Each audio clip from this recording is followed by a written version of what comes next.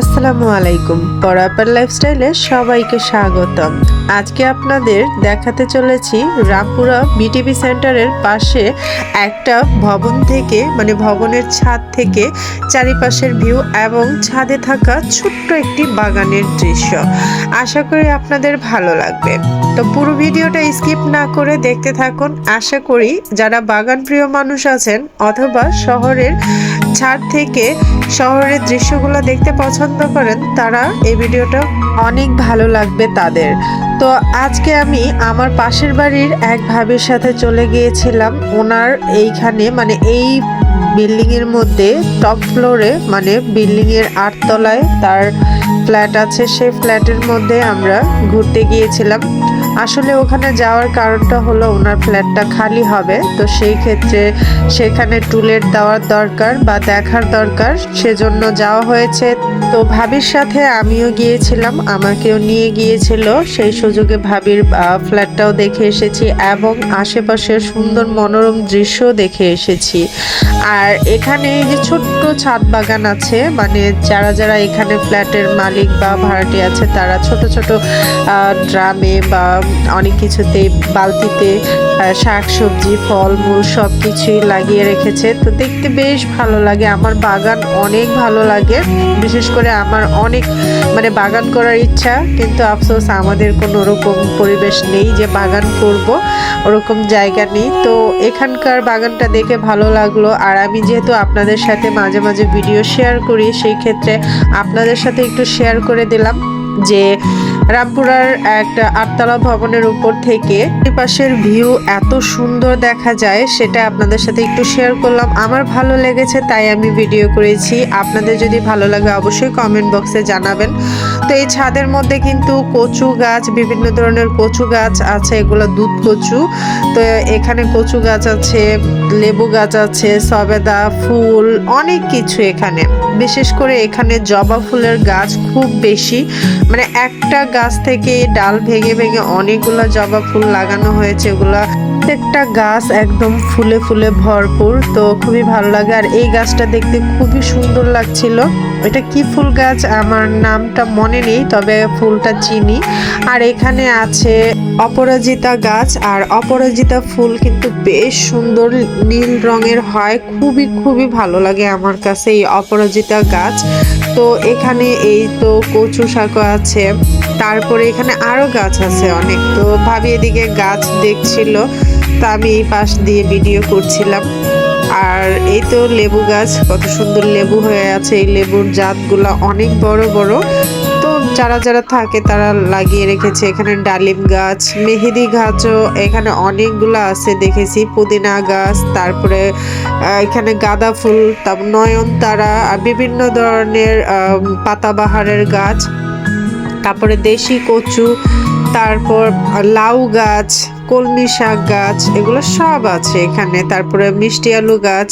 তো এই সাইডটাতে রামপুরার যেই বিটিভি ভবন, বিটিভি সেন্টার, সেটা এই সাইডে তার পাশ দিয়ে কিন্তু আমরা হেঁটে এসেছি, তার পাশ দিয়ে এসেছি, কিন্তু এখান থেকে বোঝা যাচ্ছে না, এত বিল্ডিং, এত বড় বড় উঁচু উঁচু ভবন যে এর পিছনে কিছু দেখা সম্ভব না, কিন্তু আসলে উপর থেকে দেখতে ভালো লাগে। ঢাকা শহরের মূল বৈশিষ্ট্য হলো ইট পাথরের গড়া এই বড় বড় দালান কোঠা, তার সাথে হলো প্রচুর গাড়ির যানজট।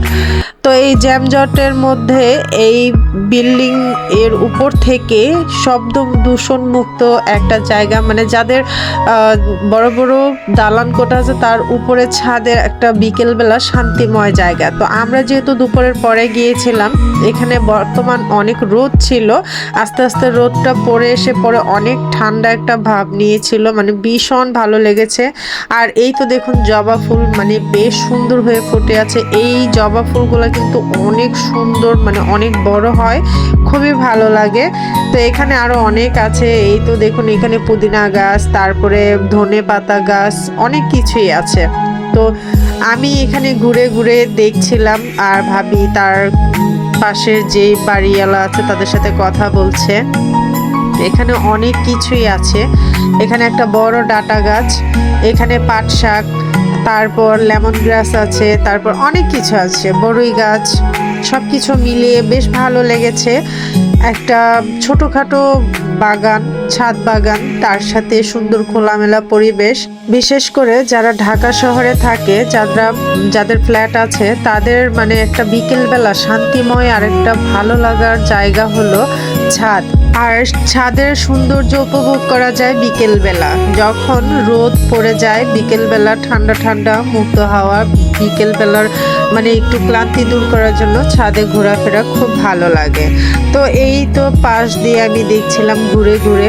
তো এই বাড়িটা আমরা বর্তমান যে ভাবির ফ্ল্যাটে বা ভাবিদের বাড়িতে গিয়েছি, সেটা প্রায় 4800 স্কোয়ার ফিটের একটা বাড়ি। এক একজন, এটা 4 ইউনিটের একটা বাড়ি। সেখানে এক একটা ফ্ল্যাটের পরিমাপ দৈর্ঘ্য হচ্ছে স্কোয়ার ফিট হচ্ছে 1200 স্কোয়ার ফিট। তো এই 1200 স্কোয়ার ফিটের যে ফ্ল্যাটগুলো আছে একদম ছোট না, বেশ বড় বড়, অনেক বড় বড় দেখেছি ভিতরে, খুব মানে ভালো লাগলো। মানে একটা পুরো ফ্যামিলি যদি একটা বড় ফ্যামিলি নিয়েও থাকে 10-12 জনের, তাও কোনো সমস্যা নেই। মানে এত সুন্দর বড় বড় ফ্ল্যাট, খুবই সুন্দর দেখলাম। তো ওনারা আবার আমাদের বাড়ির পাশে বাড়ি আছে, তাদের ওখানেও আত্মীয় স্বজন বাড়ি সবই আছে। তো সেই তুলনায় এখানকার 1200 স্কোয়ার ফিটের তুলনায় সেখানে তাদের 400 স্কোয়ার ফিটের একটা বাড়ি সেখানে থাকে, আর এটা কিন্তু ওনারা ভাড়া দেয়। তো যাই হোক, অনেকের যার যেখানে ভালো লাগে থাকতে সেখানেই থাকবে নিশ্চয়ই। তো ভাবির সাথে দীর্ঘদিন ধরে আমার খুব ভালো সম্পর্ক। তো ওনার বাসা আসা যাওয়া হয়, পাশে আমাদের বাসা। তো উনি বলল যে চলেন নিয়ে যাই। তো যদি লিফট না থাকতো আমার তো এখানে আসা দুঃসাধ্যকর ছিল। যেহেতু লিফট ছিল সেই কারণে এখানে আসা, কারণ লিফট দিয়ে ওঠানামা করলে সমস্যা হবে না। আর আমি তো সিঁড়ি একদম উঠতে পারি না, আমার জন্য নিষেধ। আর ওখানে গিয়ে একদম কি বলবো, আমরা বিকেলবেলা গিয়েছিলাম, সেখান থেকে আসার পথে এমন পরিমাণ বৃষ্টিতে ভিজে আমার প্রচণ্ড ঠান্ডা লেগে গেছে। আমি সেই ঠান্ডা নিয়ে কিন্তু এখানে ভয়েস দিচ্ছি, তো আমার ভয়েসটা একটু অন্যরকম শোনা যাচ্ছে, প্লিজ কিছু মনে করবেন না, স্কিপ করবেন।